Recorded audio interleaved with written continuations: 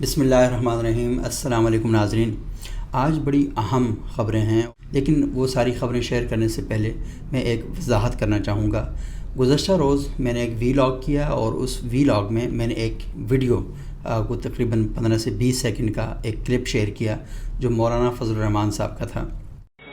ہماری جنگ حکومت سے ہے، اسٹیبلشمنٹ سے ہماری جنگ نہیں ہے۔ وزیر اعظم کے منصب پر میں نے بیٹھنا ہے، اس وزیر اعظم کو ہٹا کر یہاں میں بیٹھنا چاہتا ہوں۔ وہ جو کلپ تھا وہ سیاق و سباق سے بالکل ہٹ کر پیش کیا گیا تھا۔ ہماری جنگ حکومت کے ساتھ ہے، اسٹیبلشمنٹ سے ہماری جنگ نہیں ہے۔ اسٹیبلشمنٹ سے ہماری شکایت ہے، ہمارے گلے ہیں، اور یہ جو کچھ مصیبت اس وقت قوم پر مسلط ہے اس میں جو اسٹیبلشمنٹ کا ایک جرم آپ کہہ دیں، اس کی ذمہ داری آپ کہہ دیں، وہ اپنے آپ کو ذمہ دار تسلیم کرے۔ ہمارا ان سے کیا جنگ ہے؟ میں یہ تو کہہ سکتا ہوں بطور ایک سیاسی کارکن کے کہ وزیر اعظم کے منصب پر میں نے بیٹھنا ہے، اس وزیر اعظم کو ہٹا کر یہاں میں بیٹھنا چاہتا ہوں۔ آپ کہہ سکتے ہیں کہ اس کی جگہ میں بیٹھنا چاہتا ہوں، لیکن کیا میں یہ بھی سوچ سکتا ہوں کہ آرمی چیف کی جگہ میں بیٹھنا چاہتا ہوں؟ اس کے دفتر کو میں آکوپائی کرنا چاہتا ہوں، میں آرمی ہاؤس میں جانا چاہتا ہوں؟ جب یہ تصور ہی نہیں ہے یہاں پر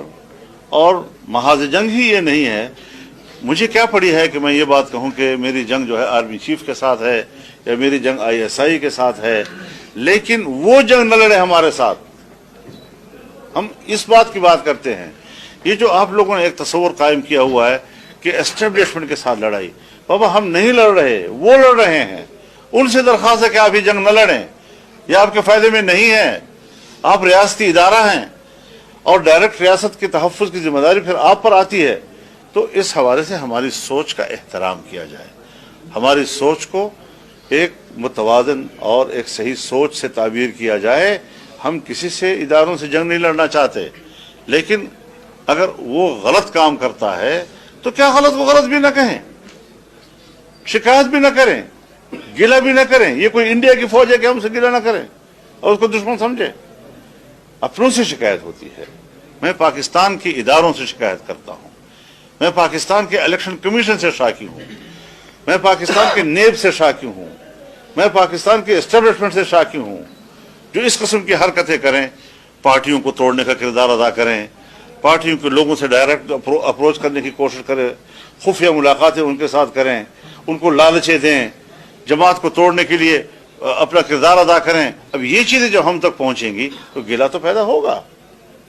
ہم نے تو ان کے بارے میں، ہم تو کہتے ہیں فوج متحد رہے، ہم تو کہتے ہیں ادارے مستحکم رہیں۔ اور وہ ہوا یوں کہ واٹس ایپ پر ایک گروپ ہے جس میں کئی بڑی نامور شخصیات ہیں، اس میں ایک مفتی صاحب ہیں، میں جان بوجھ کے ان کا نام نہیں لے رہا اور گروپ کا نام بھی نہیں لے رہا، وہ کلپ اس میں ان مفتی صاحب نے شیئر کیا۔ اتفاق کی بات یہ کہ آج وہ مفتی صاحب ایک پروگرام میں آئے ہوئے تھے اور ان کے ساتھ ایک اور مفتی صاحب ہیں جن کا تعلق اسلام آباد سے ہے، اور مولانا فضل الرحمان صاحب ان کے بہت ہی قریبی دوست ہیں۔ مولانا فضل الرحمان صاحب کی جمعیت علماء اسلام کے بڑے اہم جو اجلاسات ہیں وہ وہاں پر ہی ہوتے رہے ہیں ان کے ہاں، اور مولانا فضل الرحمان صاحب خود بھی وہاں پر بہت زیادہ جاتے ہیں۔ تو ان کی موجودگی میں نے ان مفتی صاحب سے کہا کہ آپ نے جو ایک کلپ بھیجا تھا اسے میں نے شیئر کیا، اور پھر جب مجھے اصل کلپ دیکھا، جو اگرچہ میں نے یہ بہت پہلے دیکھا بھی ہوا تھا، تو جب میں نے دیکھا تو اس میں بات کو بالکل توڑ مروڑ کے پیش کیا گیا تھا، جس کی وجہ سے جو مولانا کے چاہنے والے تھے انہیں ان کی دل آزاری ہوئی۔ میں ان کی معذرت بھی کرتا ہوں، لیکن ایشو یہ ہے کہ جس طریقے سے انہوں نے اپنے غصے کا اظہار کیا وہ کوئی مناسب الفاظ نہیں تھے۔ اگر آپ لوگ اپنے آپ کو ایک مذہبی جماعت کہتے ہیں اور اپنے آپ کو جس جھنڈے کو آپ نے اٹھایا اس کو پرچم نبوی کہتے ہیں، اور جو پگڑی آپ پہنتے ہیں اس کو اللہ کے رسول کی طرز کی پگڑی کہتے ہیں، اور اپنے آپ کو یہ سمجھتے ہیں کہ آپ اللہ کی زمین پر اللہ کا نظام لائیں گے، تو آپ کو اس قسم کا لہجہ اور اس قسم کی جو زبان ہے وہ آپ کو زیب نہیں دیتی۔ وہاں میں نے دیکھا بہت سے لوگ جھوٹ بھی بول رہے تھے، اور جھوٹ بولنے والے پر ویسے بھی اللہ کی لعنت ہوتی ہے۔ میں ایک چیز آپ کو کلیئر کر دوں کہ بینگ اے جرنلسٹ میرے کچھ عقائد بھی ہوں گے، کچھ نظریات بھی ہوں گے، کچھ سوچ بھی ہوگی، کوئی فکر بھی ہوگی، سیاسی بھی ہوگی، لیکن اللہ کی ذات بہتر جانتی ہے، اور میں نے اللہ کو ہی جواب دینا ہے کہ میں نے آج تک کبھی بھی جان بوجھ کے کسی پروپیگنڈے کی وجہ سے، کسی ایجنڈے کی وجہ سے، کسی ڈنڈے کی وجہ سے، کسی دھندے کی وجہ سے یا کسی کی خواہش کے مطابق کبھی بھی نہ خبر کو بنا کر پیش کیا، نہ میں نے کوئی کسی ایجنڈے کے مطابق چلاؤں۔ ہاں، میں نے ٹھہرے ہوئے پانیوں میں پتھر ضرور پھینکے ہیں، اس سے ہلچل مچی ہے، وہ جو ارتعاش ہے وہ پیدا ہوا ہے، یہ میں مانتا ہوں۔ اور صحافی کا کام بھی یہی ہوتا ہے، سوسائٹی کے اندر جو تنقیدی شعور رکھنے والا شخص ہے اس کا کام بھی یہی ہوتا ہے کہ اس قسم کے کام کرے۔ لیکن یہ کبھی بھی کوئی شخص یہ الزام نہیں لگا سکتا، الزام تو خیر لوگ لگانے والے لگاتے ہیں، لیکن ایسا کوئی نہیں کہا جا سکتا کہ ہمیشہ اس چیز کا جو پروٹوکول تھا اس کو میں نے ہمیشہ اس کا خیال رکھا۔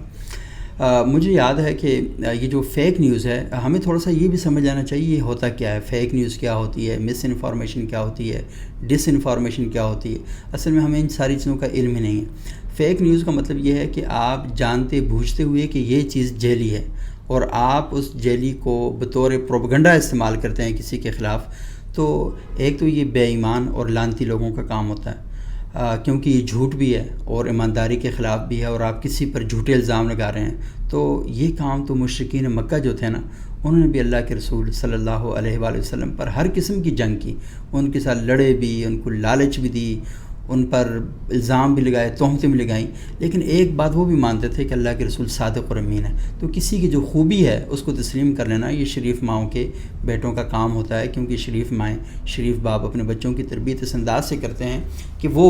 جب دیکھ لیں کہ ہاں بات اصل میں کیا ہے تو وہ اس تحقیق کے بعد الزام لگاتے ہیں، کہ تحقیق کر لیتے ہیں اس کے بعد یہ کہتے ہیں کہ ہاں یہ بات درست یا غلط تھی۔ بہرحال ہمارے ہاں کیونکہ یہ ٹرینڈ چل رہا ہے اور ہم یہ چاہتے ہیں کہ جھوٹ سچ کو مکس کر کے لوگوں تک اپنا ایک نیریٹو جو ہے وہ بیچا جائے۔ مجھے یاد ہے کہ 2014 میں علامہ طاہر القادری صاحب پاکستان آئے تو انہوں نے ایک نعرہ لگایا کہ سیاست نہیں ریاست بچاؤ، اور ان کا دھرنا چل رہا تھا۔ تو میں اسلام آباد کے ایک ٹی وی چینل میں گیا ہوا تھا، تو اچانک سے میں پی سی آر جہاں پر یہ اسٹوڈیو سے سائڈ بھی ایک جگہ ہوتی ہے جہاں پر ساری ایڈیٹنگ وغیرہ ہوتی ہے، چیزیں ٹائم لائن پہ پڑی ہوتی ہیں جو پلے کی جاتی ہیں، تو آپ دیکھتے ہیں کہ اینکر کہتا ہے کہ یہ دیکھیں تو وہ وہاں سے پلے ہو رہی ہوتی ہیں۔ تو وہاں میں نے دیکھا کہ ٹائم لائن پر ایک تصویر پڑی ہوئی تھی، اور یہ تصویر علامہ طاہر القادری صاحب کی تھی۔ طاہر القادری صاحب کچھ لوگوں کے ایک پوپ کے آگے ایک طرح سے یوں لگ رہا تھا جیسے سجدہ ریز ہو رہے ہیں، اور انہوں نے گھٹنے کے بل بیٹھے ہوئے ہیں، تو اس طریقے سے وہ بیٹھے ہوئے تھے۔ تو مجھے فوراً پتہ یہ تصویر فیک ہے، تو میں نے کہا یہ تو جعلی تصویر ہے، آپ اسے کیوں چلا رہے ہیں؟ اور وہ بہت سے لوگوں نے چلائی، اور اس وقت یہ جس جماعت کے ہمارے دوست اس وقت مجھ پر اعتراض کر رہے ہیں، ان لوگوں نے بھی وہ ہزاروں اور لاکھوں کی تعداد میں شیئر کی، میں لوگوں کو بتا رہا تھا کہ یہ چیز غلط ہے، تو وہ غلط سمجھنے کے باوجود بھی چلا رہے تھے۔ اور میں ایسے لوگوں کو جانتا ہوں کہ جنہیں بتایا گیا کہ یہ غلط ہے، اس کے باوجود انہوں نے کہا نہیں اب یہ ہٹ ہو گئی ہے، تو اس کو چلا رہے تھے۔ تو آپ کو معیار ہر جگہ ایک رکھنا چاہیے۔ تو وہ تصویر میں نے اسے کہا یہ تو فیک ہے، تو انہوں نے کہا کہ یہ تو ایک بڑے اہم اور وفاقی وزیر رہے اور بہت ہی نمایاں نام، بہت بڑا نام، انہوں نے کہا یہ انہوں نے دیے، اور وہ پروگرام کے اندر بیٹھے ہوئے تھے، انہوں نے وہ تصویر اینکر کو دی کہ دیکھیں یہ شخص کی یہ حالت ہے، اور وہ پروگرام کے اندر بیٹھے ہوئے تھے۔ تو انہوں نے کہا جی کہ آپ اینکر سے خود بات کریں، ہم نہیں بات کر سکتے۔ تو میں نے جو اینکر صاحب بیٹھے ہوئے تھے تو ان کو میں نے وہ جو اندر سسٹم ہوتا ہے، وہ جو کان میں IFB ایک لگی ہوتی ہے، تو مائک کے ذریعے آپ اس طرح بولتے ہیں تو ان تک آواز چلی جاتی ہے، تو میں نے ان سے کہا کہ یہ تصویر ابھی آپ پروگرام میں چلانے والے ہیں، یہ تصویر غلط ہے، جعلی ہے، بنائی گئی ہے بالکل، تو یہ ٹھیک نہیں ہے۔ انہوں نے کہا وہ تھینک یو، اور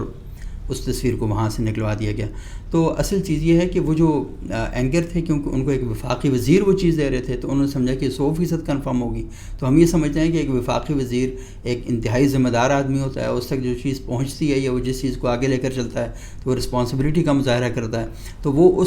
ان کی ارسپانسبلٹی کی وجہ سے اور ان پر یقین کر لینے کی وجہ سے آگے بھی کام خراب ہو رہا تھا۔ تو میں نے بھی آپ سے یہ گزارش کی کہ مجھے یہ چیز ایک مفتی صاحب نے دی تھی، اور اگر کسی کو شک ہو رہا ہے تو میں اس کو اسکرین شاٹ بھی بھیج سکتا ہوں، لیکن ان کا نام نہیں بتاؤں گا۔ اور جو دوسرے مفتی صاحب جن کا تعلق جمعیت علماء اسلام سے ہے، ان کی موجودگی میں آج ان سے میں نے شکوہ کیا کہ آپ کو یہ نہیں کرنا چاہیے تھا، لیکن اس سب کے باوجود یہ بنیادی ذمہ داری میری ہے کہ مجھے کوئی بھی چیز آگے پھیلانے سے پہلے اس پر خوب تحقیق کرنی چاہیے کہ یہ درست ہے یا نہیں ہے، اور یہ میری غلطی تھی اور میں اپنی غلطی پر معذرت کرتا ہوں۔ اور دوسری بات یہ ہے کہ رد عمل جو ہے، مطلب پیپلز پارٹی کے کارکنان ہیں، تحریک انصاف کے کارکنان ہیں، مسلم لیگ نون کے کارکنان ہیں، ان سب کو ان قیادتوں کو چاہیے کہ اپنے کارکنان کو رد عمل سکھائیں، لیکن وہ خود ہی اس قسم کا رد عمل کا مظاہرہ کرتے ہیں تو آگے کیا کیا جا سکتا ہے۔ لیکن جمعیت علماء اسلام، جماعت اسلامی اور دیگر مذہبی تنظیمیں اس بات کا دعویٰ رکھتی ہیں کہ وہ تو اللہ کے رسول کی اس پر چلتے ہیں، وہ عشق رسالت مآب کا مظاہرہ کرتے ہیں، تو اللہ کے رسول کی ذات گرامی رد عمل نہیں در عمل تھی،